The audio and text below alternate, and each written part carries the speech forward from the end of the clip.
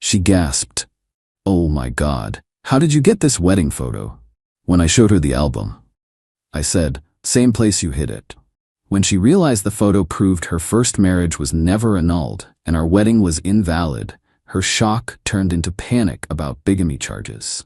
I, 35 male, discovered something about my wife Veronica, 33, that completely destroyed our 7-year marriage. We've been together for 9 years total, married for 7. Or at least, I thought we were married. 3 weeks ago, I was helping my mother-in-law Dorothy move into her new apartment. She downsized after her husband passed last year and asked me to help clear out their attic. Veronica was at a work conference that weekend, so I went alone. While sorting through boxes, I found this old trunk hidden behind Christmas decorations. Inside was a wedding album, a really nice one, white leather with gold trim. I opened it expecting to see Dorothy's wedding photos, but nope. It was Veronica in a wedding dress I'd never seen, standing next to some guy named Garrett. The date on the photos? 2 years before we met. Now I knew Veronica had been engaged before. She'd told me about Garrett early in our relationship, said they were young, stupid, got engaged but broke it off before the wedding. She made it sound like they never went through with it. But these weren't engagement photos. This was a full wedding. Church ceremony, reception, cake cutting, first dance, the whole deal. There were even honeymoon photos from what looked like the Caribbean. I took the album home and started digging. Found Garrett on social media pretty quick. Dude's living 3 states away, remarried with kids. I messaged him, trying to be casual, asking about his history with Veronica for genealogy research. Lame excuse, but whatever. His response made my blood run cold. Oh man, Ronnie and I got married young. Biggest mistake of my life. She just disappeared one day, left a note saying she needed to find herself. Never signed the divorce papers I sent. I had to wait 5 years to get it dissolved for abandonment. 5 years. We got married 4 years after she left him. When Veronica got home from her conference, I had the album on the coffee table. The way her face went white when she saw it, I'll never forget that. She literally stumbled backward and grabbed the doorframe. Where did you get that?" she whispered. "Your mom's attic. Same place you hid it, apparently." She tried to play it off at first.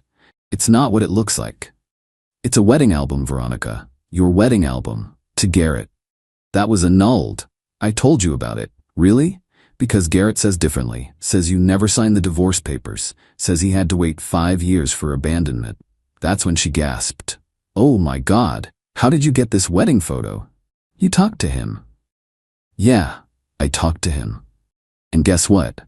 According to the dates, you were still legally married to him when you married me."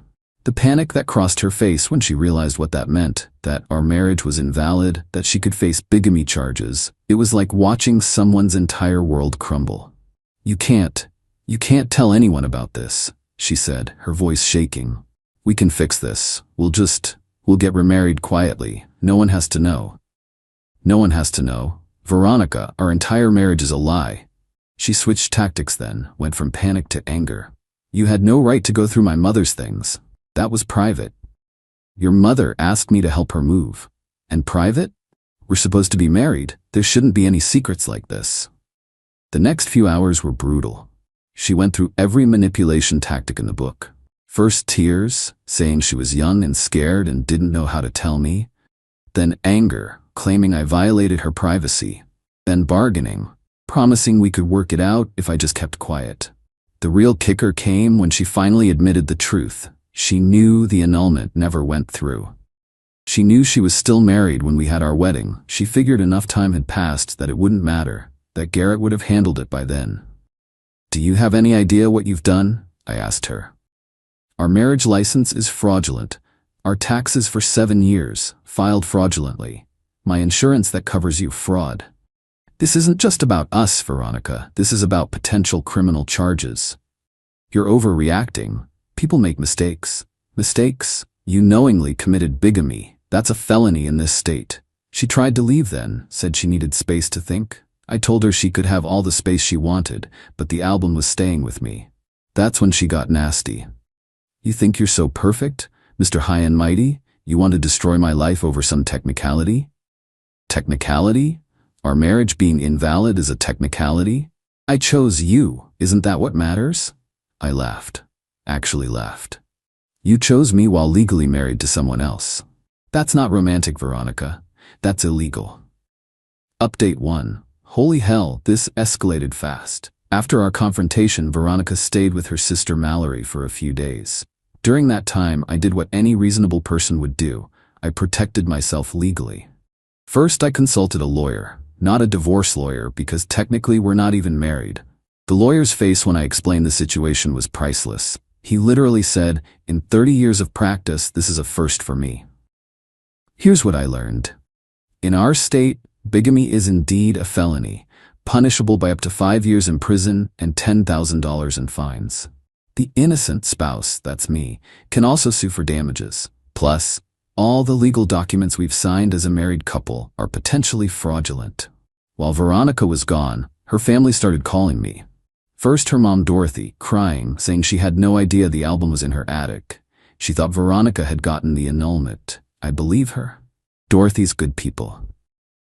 Then Mallory called, and this is where Veronica's entitlement really started showing. Apparently, Veronica told her family that I was being vindictive, that I was threatening to ruin her life over paperwork issues from before we met. She made it sound like I was the bad guy for being upset about our fraudulent marriage. Mallory actually said to me, "Can't you just let this go? She loves you. Why does it matter what happened before?" It matters because we're not legally married, Mallory. It matters because she lied to me for 7 years. It matters because she committed a crime. God, you're such a drama queen. Just get remarried and move on. With someone who lied to my face for 7 years? Hard pass. Then came the text bombardment from Veronica. I'm talking 200 plus messages in one night. Everything from, "I love you," to, "You're ruining my life," to, "If you ever loved me, you'll keep quiet about this." My favorite was, "I gave you the best years of my life, and this is how you repay me?" I responded once, "You gave me 7 years of lies. Please stop contacting me until you're ready to discuss this with lawyers present." That's when she went nuclear. Update 2. Veronica showed up at my work. I'm a project manager at an engineering firm. Pretty boring job, but good stability. I was in a meeting when reception called saying my wife was there with an emergency. I knew it was BS, but went to the lobby anyway. There she was, dressed to kill in this red dress I'd bought her for our 5th anniversary, or what I thought was our anniversary, holding a box of my stuff from the house. "We need to talk," she said, loud enough for everyone to hear. "You can't just throw away 7 years. This isn't the place, Veronica. You won't answer my calls, you won't meet me. What choice did I have?" I took her outside to the parking lot. That's when she pulled out a manila envelope. "Divorce papers," she said, "from Garrett, dated 6 months ago. See, we can fix this. We just need to get remarried, backdate some things." Backdate? You mean commit more fraud? It's not fraud if we're fixing a mistake. Veronica, those papers are dated 6 months ago. We've been married for 7 years. That's 6.5 years of bigamy. She actually stomped her foot. Like a child. "Why are you being so difficult? I'm trying to fix this." You can't fix 7 years of lies with more lies. Fine. You want to be like this? Then I want my share of the house. I want alimony. You want alimony? From a marriage that doesn't legally exist? Good luck with that. Her face turned purple. "You think you're so smart? I'll tell everyone what kind of man you really are, how you emotionally abused me, how you isolated me from my friends. Veronica, I have the wedding album. I have messages from Garrett. I have 7 years of fraudulent documents with your signature. You really want to play the victim here?" She threw the box at my feet. "You're a monster. I made one mistake. One 7-year-long mistake. I hope you die alone." She stormed off, but not before teeing my car in full view of our security cameras. Real smart, that one. But here's where it gets interesting. Remember how I mentioned I did some digging? Well, I found something else. Veronica's been filing taxes as married, filing separately for 3 years, claiming deductions she wasn't entitled to without my knowledge. She's been using her married status to get benefits at work, better insurance rates, family leave she wasn't qualified for. My lawyer says this is bigger than just bigamy now. This is tax fraud, insurance fraud, and potentially theft by deception. I didn't want it to go this far, but she keeps pushing. Final update. It's over. Or rather, it never began. After the parking lot incident, I filed a police report for the vandalism to my car. The security footage was crystal clear. Veronica was charged with criminal mischief. But that was just the beginning. My lawyer contacted the district attorney's office about the bigamy situation. Turns out, they take this stuff seriously. Veronica was formally charged with bigamy, filing false documents, and insurance fraud. Her lawyer, paid for by her parents, because of course, tried to negotiate. They offered to pay me a settlement if I didn't cooperate with the prosecution. My lawyer laughed, actually laughed out loud during the call. "Your client committed multiple felonies," he said. "My client is the victim here. We're not taking a payoff." The IRS got involved when they found out about the fraudulent tax filings. Veronica owed about $18,000 in back taxes and penalties. Her parents ended up paying that to keep her out of federal prison. But the best part? Remember Garrett, her actual legal husband? He was pissed when he found out she'd been using their marriage for financial gain while he'd been trying to move on with his life. He sued her for emotional distress and fraud. His lawyer subpoenaed me as a witness. During the deposition, I learned so much more. Veronica had taken out credit cards in their joint names after she left, maxed them out, and let them default. Garrett's credit was destroyed for years. She'd also claimed him as a dependent on her taxes the year she left, getting a bigger refund. Garrett's lawyer asked if I wanted to join the civil suit. I declined. I just wanted out. The criminal case was settled with a plea deal. Veronica pled guilty to attempted bigamy, reduced from bigamy, and filing false documents. She got 2 years probation, 200 hours of community service, and had to pay $5,000 in fines. She also had to write letters of apology to me, Garrett, and the court. Her letter to me was something. 3 pages of how this was everyone's fault but hers. How Garrett was abusive. He wasn't. I've seen the police reports she filed and withdrew. How I was controlling. I wasn't. She had full access to everything. How her family pressured her to remarry. They didn't. They thought she was divorced.